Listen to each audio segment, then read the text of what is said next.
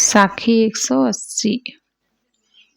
मैं रो यह जगत को, मोको रोए ना कोय। मोको रोए सो जना, जो शब्द विवेकी होए। मैं रोऊं सबके दुखों से दुखी होकर उन्हें कल्याण का रास्ता बताता हूँ। रोने का मतलब क्या है? सबके दुखों को देख करके मैं उन्हें कल्याण का रास्ता बताता हूँ। उनके दुखों से दुखी होकर, जगत के लोगों के दुखों को देखकर, दुखों को देखकर दुखी होकर उन्हें कल्याण का रास्ता बताता हूँ।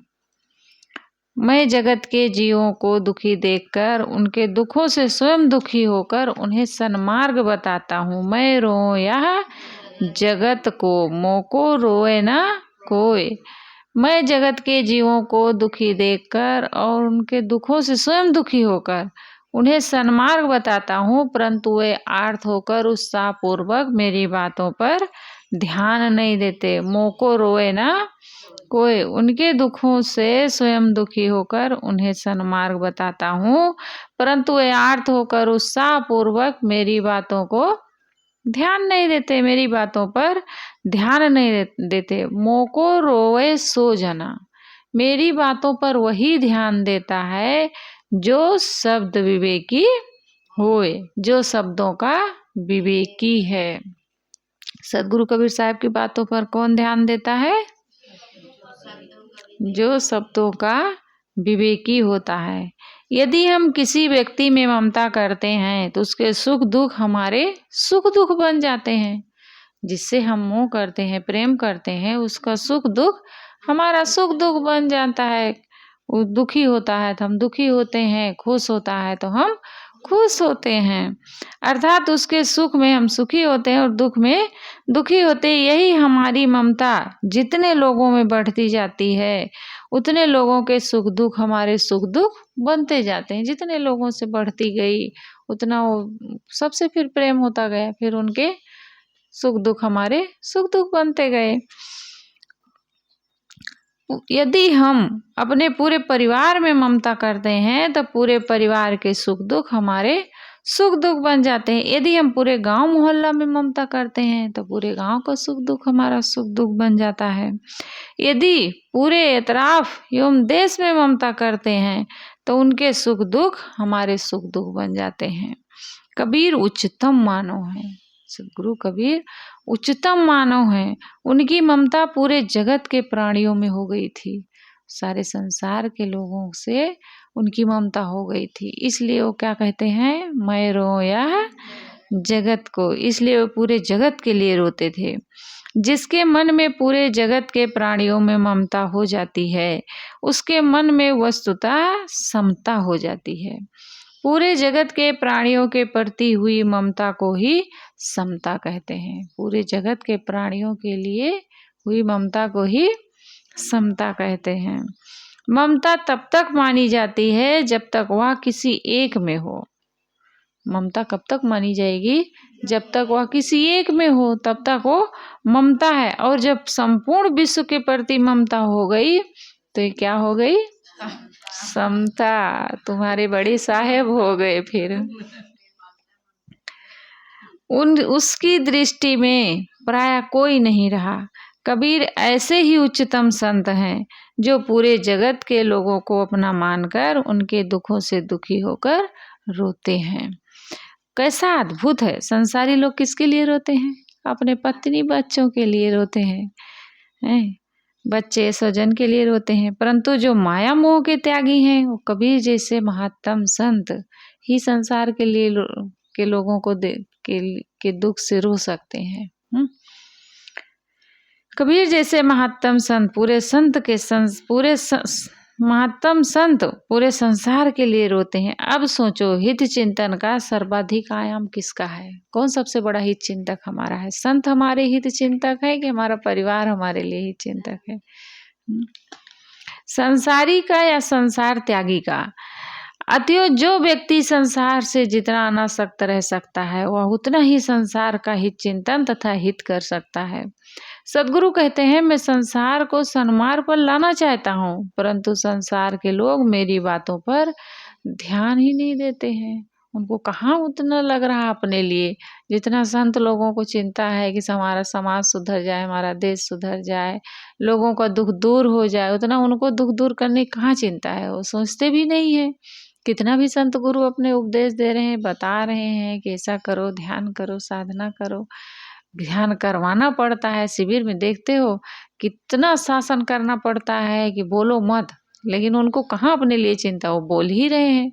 और सारा उपाय करना पड़ता है गुरुदेव जी को हैं, और वहाँ व्यवस्था देखने वालों को कितना रोकते हैं, मोबाइल बंद करो और क्या कहते हैं बातें कम करो, इधर उधर की चीज़ें मत देखो ज़्यादा। तो किस लिए करते हैं? उन्हीं के लिए, तो उन्हीं के लिए करवाते, लेकिन उनको उतनी चिंता नहीं है। उसके लिए उनको शासन वहाँ करना पड़ता है, बार बार कहना पड़ता है। वो तो स्वयं लगना चाहिए कि हमारे कल्याण का काम है, लेकिन कहाँ कर पाते हैं लोग। उनको अपने लिए नहीं है चिंता। किसको चिंता है? गुरुदेव जी को चिंता लगी है कि इनको कितना जल्दी इनका जीवन सुधरे, कितना इनके जीवन में उन्नति हो, कितना ये सुख शांति की ओर आगे बढ़ें। तो सदगुरु कहते हैं कि संसार को सन्मार्ग पर लाना चाहता हूँ, परंतु संसार के लोग मेरी बातों पर ध्यान नहीं देते। मेरी बातों पर वही ध्यान देता है जो शब्दों का विवेकी होता है। मोको रोए सो जना, जो शब्द विवेकी होए। बड़ा मार्मिक वचन है। कबीर के विचारों को वह नहीं समझ सकता जो केवल परंपरा की पूंछ को पकड़कर चलता है कि हमारी परंपरा में ऐसा कह दिया गया, ऐसा लिख दिया गया, ऐसा बता दिया गया, तो अब उसी को वो कर रहे हैं। किसी के घर में बिल्ली पाल के रखे थे और उनके यहाँ सत्यनारायण स्वामी का कथा होता था, तो जब कथा हो तो बिल्ली इधर उधर दौड़ती थी। अब वो जो पूजा पाठ की सामग्री रहे उसको जाके मुंह मार दे, उसमें चाट ले। तो क्या करते थे भगत जी कि उस बिल्ली को बांध देते थे उस दिन, जिस दिन पूजा पाठ होता था। तो अब भगत जी मर गए, बिल्ली भी नहीं रह गई। अब उनका बेटा कथा सुनने को सोचा कि अब कथा सुन लेता हूँ मैं भी। पिताजी सुनते थे, परंपरा बनी है, पिताजी सुनते थे तो हम भी सुन लेते हैं। अब बिल्ली, सब कुछ पूजा सामग्री सब मंगवा लिए पंडित जी। अब बिल्ली नहीं है, बेटा कह रहा बिल्ली, बिल्ली तो है ही नहीं। तो कहे कि बिल्ली, बिल्ली की तो कोई ज़रूरत नहीं है। तो कहे कि नहीं, यहाँ जब कथा होता था तो बिल्ली बांधी जाती थी, तो उस बिल्ली को बांधना ही है। अब वो बिल्ली के लिए परेशान है कि हाँ बिल्ली बांधना ही है। तो ऐसे होते हैं लोग, मतलब वो परंपरा की पूंछ जो पकड़ लिए हैं ना, उसको मानना है, उसको करना है, उसको छोड़ नहीं सकते हैं। और सदगुरु कबीर साहब की बात को वो नहीं मान सकता है जो परंपरा की पूंछ पकड़ कर चलता, उनकी बातों को वही समझेगा जो शब्दों का विवेकी होगा। उन्हें तो वही समझ सकता है जो सार असार जड़ चेतन का निर्णय करने की क्षमता रखता हो, वही कबीर साहब की वाणी को समझ सकता है। कबीर निर्क्षीर विवेकी हैं। कबीर की वाणी भावुकों द्वारा तथाकथित परमात्मा के वचन मानकर पूजने की वस्तु नहीं है। भावुक लोग क्या करते हैं, बस पूजा पाठ में उलझ गए, किंतु उनकी वाणी भावुकों द्वारा तथाकथित परमात्मा के वचन मानकर पूजने की वस्तु नहीं है, किंतु अन्वीक्षिकी बुद्धि से समझने की है। कबीर अंधश्रद्धा की चट्टान तोड़कर मानवीय बुद्धि की अजस्र धारा प्रवाहित करते हैं। क्या करते हैं सदगुरु कबीर?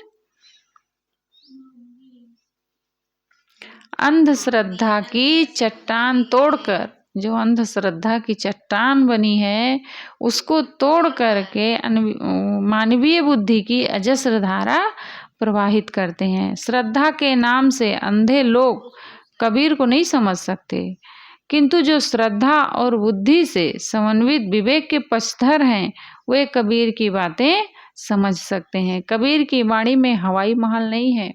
हवाई महल किसको कहते हैं?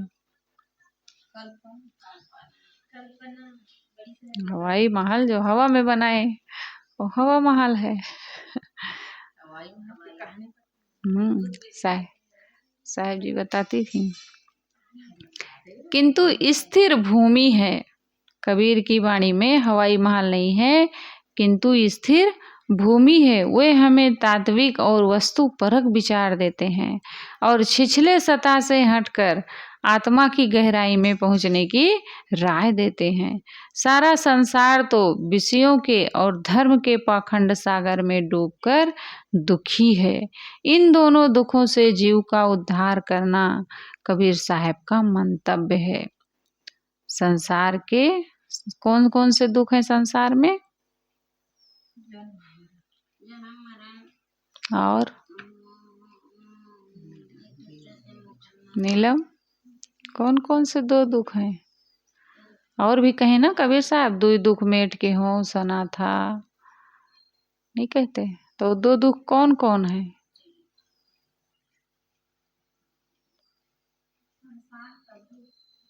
कौन कौन है दो दुख? और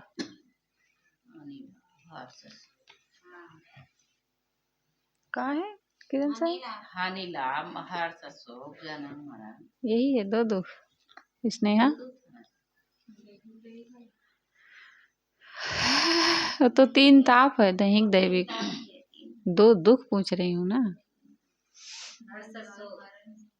खानी और वाणी। खानी का दुख और वाणी का दुख। सारा संसार देखो, दो चीज इसमें बताए ना, विषयों के और धर्म पाखंड के। वाणी जाल क्या है? देवी देवता ईश्वर परमात्मा मान लिए हैं, उसी में उलझे हैं। अब उसमें उलझ करके कहाँ से उनको सुख शांति मिलेगी है?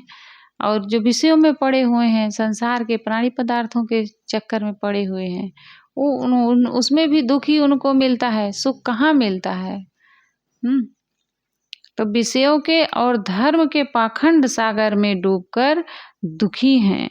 इन दोनों दुखों से जीव का उद्धार करना कबीर साहब का मंतव्य है। नहीं कहे चक्की चलती देख के मेरे नैनन आया रोए, दुई पाट भीतर आए के साबुत गया ना कोई।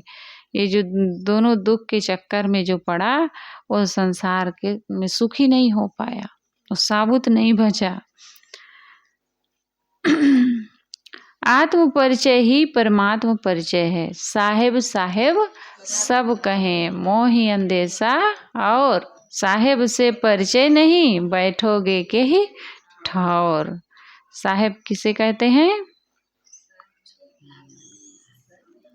साहेब का क्या अर्थ है नीलम? और दूसरे ढंग से बताओ तो।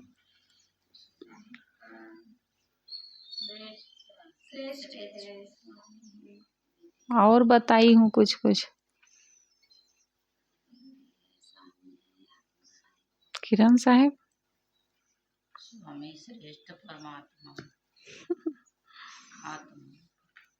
सा मतलब शरीर, हा मतलब हृदय, बा मतलब विराजमान। जो शरीर रूपी हृदय में विराजमान है वही साहेब है। ऐसा बताओ खुल के बढ़िया।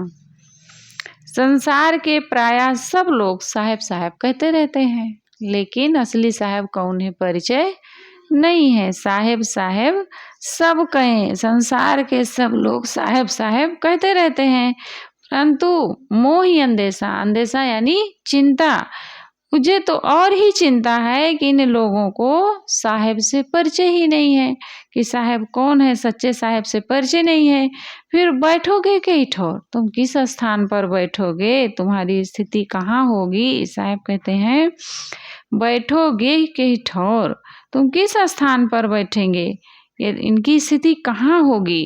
क्यों? इनको सच्चे साहेब से परिचय नहीं है। साहेब का शुद्ध रूप साहब माना जाता है, साहेब नहीं है, साहब है, शुद्ध रूप साहब है। साहब अरबी भाषा का शब्द है। मुसलमानों के भारत आने पर अरबी भाषा के शब्द भारत में प्रचलित हुए और संत कवियों ने इस शब्द को अपने काव्यों में लिया।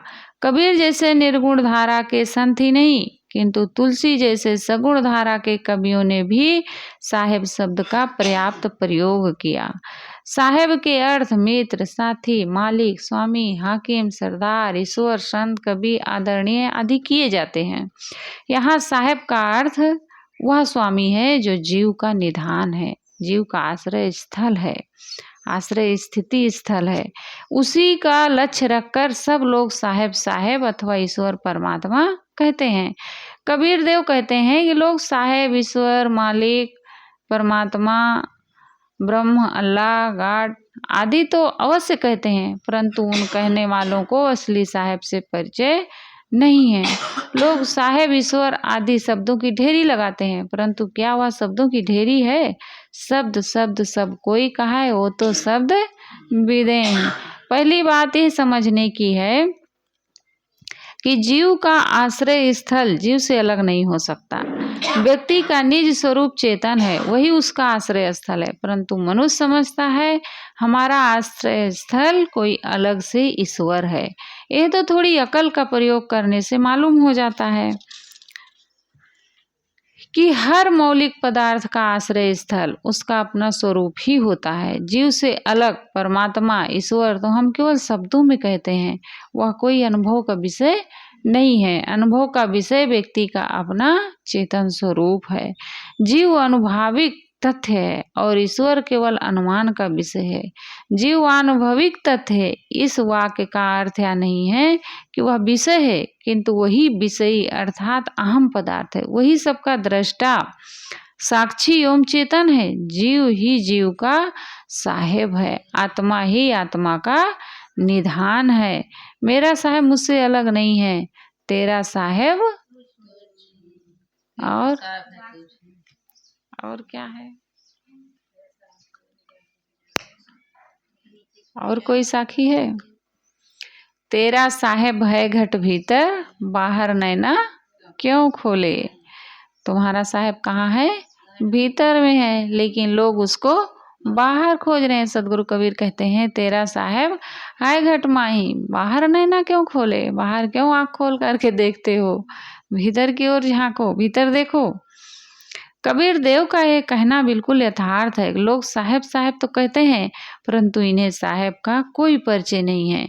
फिर इनकी स्थिति कहाँ होगी? लोग ईश्वर परमात्मा के शब्दों में के जोर में पड़े हैं, किंतु बांझ हिलावे पालना तामे कौन स्वाद। बांझ पलना हिलाए तो उसमें कोई उसको स्वाद मिल सकता है, क्योंकि उसमें बच्चा ही नहीं है। उसका स्वाद कब मिलेगा? जब उसमें बच्चा हो।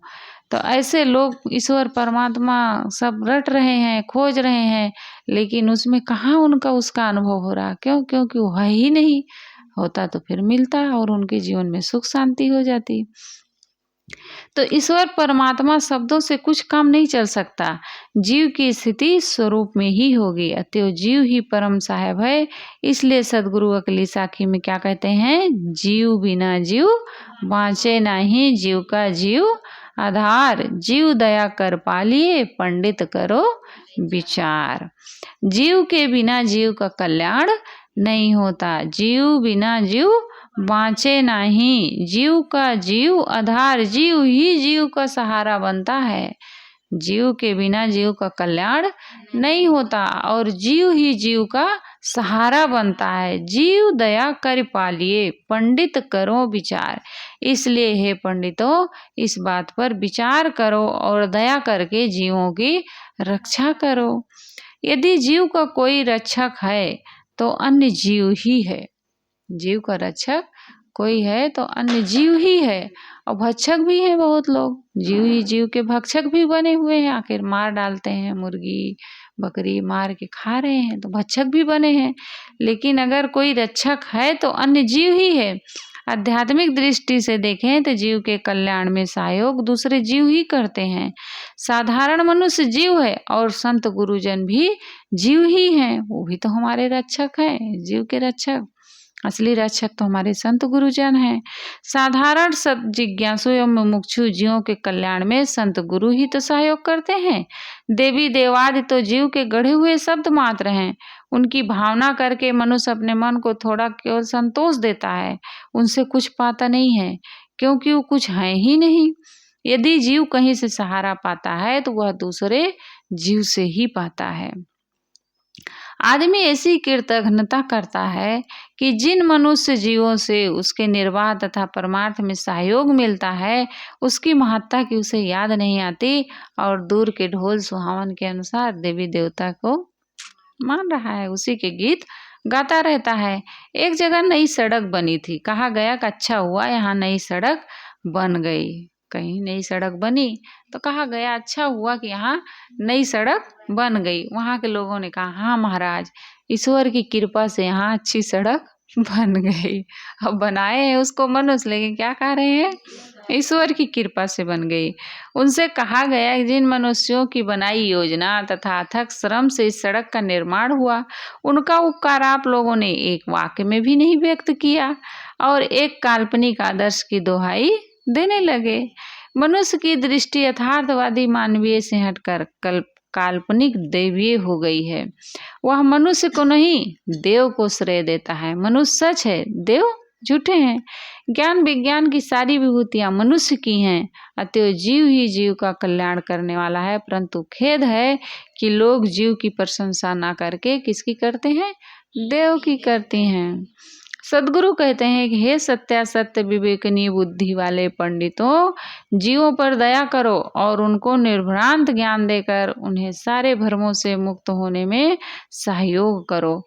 पंडित और साधु समाज के पथ प्रदर्शक हैं।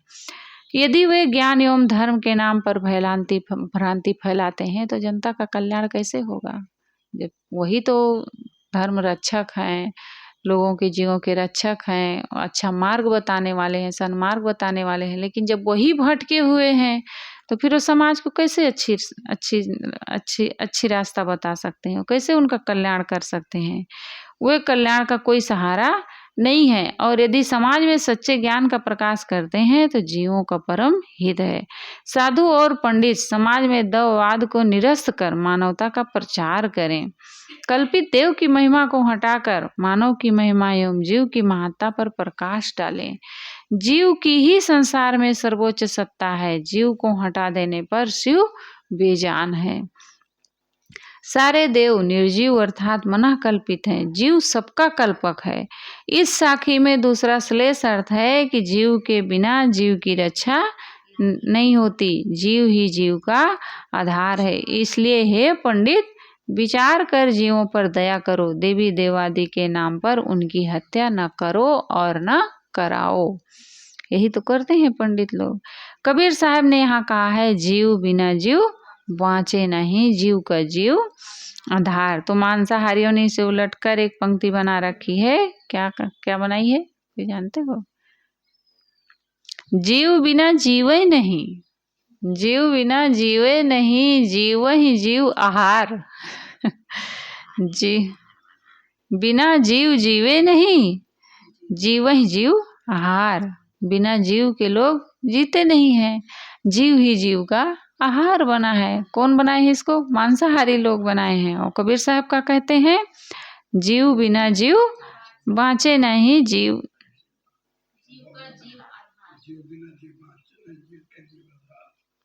का जीव आधार। यह ठीक है कि पशु पक्षी कृमि आदि में कुछ ऐसी जातियां हैं जो एक दूसरे को अपना आहार बना लेती हैं, परंतु मनुष्य के लिए पंक्ति उपयुक्त नहीं है। सच्चा मानव किसी जीव को अपना आहार नहीं बनाता है, किंतु स्वयं दूसरे जीवों की रक्षा में आधार बनता है। जियो और जीने दो, यही मानवता है। कुछ मांसाहारी लोग बड़ी बारीकी से यह सिद्ध करते हैं कि कोई भी जीव हत्या एवं मांसाहार से नहीं बच सकता। वे कहते हैं यदि हम दूध दही खाते हैं तो मांसाहार हुआ, क्योंकि पशु के शरीर से दूध आता है। वे यहाँ तक दावा करना चाहते हैं कि अन्न फल कंद सब में जीव है। यदि हम इन्हें खाते हैं तो मानव जीव हत्या और मांसाहार करते हैं, परंतु ये सारी दलीलें निरर्थक हैं। दूधाहार मांसाहार नहीं है। अन्न फल कंद एवं समस्त वनस्पति निर्जीव केवल अंकुरज हैं। उन्हें सजीव मानने का केवल भ्रम है।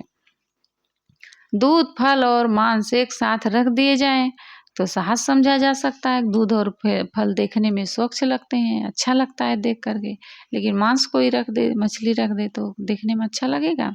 घृणित लगता है।